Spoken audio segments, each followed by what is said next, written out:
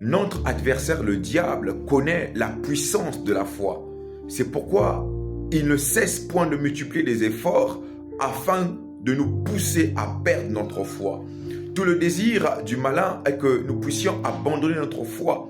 Alors, tout ce qu'il fait, c'est pour que toi et moi, nous puissions abandonner notre foi. Car le malin sait que sans la foi, il est impossible d'être agréable à Dieu. Très souvent, nous rencontrons des personnes qui nous demandent comment faire pour garder la foi.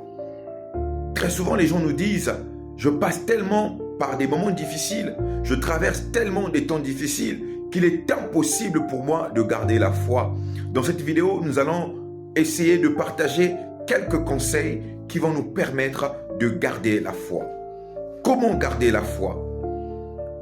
Premièrement, la prière. La prière est un moyen efficace pour nous garder dans la foi, pour maintenir notre foi. Lorsque nous prenons un objet et que nous le mettons en contact avec le feu, par exemple, cet objet finira par chauffer et avoir la même température par rapport au feu avec lequel nous l'avons mis en contact.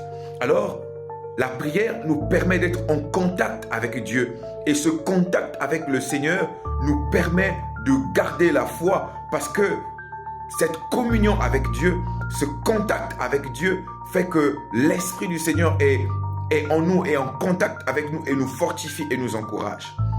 Deuxièmement, la parole de Dieu. Lorsque nous lisons la parole de Dieu, Dieu nous répond, Dieu nous éclaire, Dieu nous parle et c'est au contact avec Dieu à travers sa parole vient fortifier notre foi, vient affermir notre foi. Et donc, il est important pour nous de prier et de lire la parole de Dieu. Dans les moments difficiles, ce qu'il nous faut faire, c'est de chercher le contact avec le Seigneur par la prière et par la parole.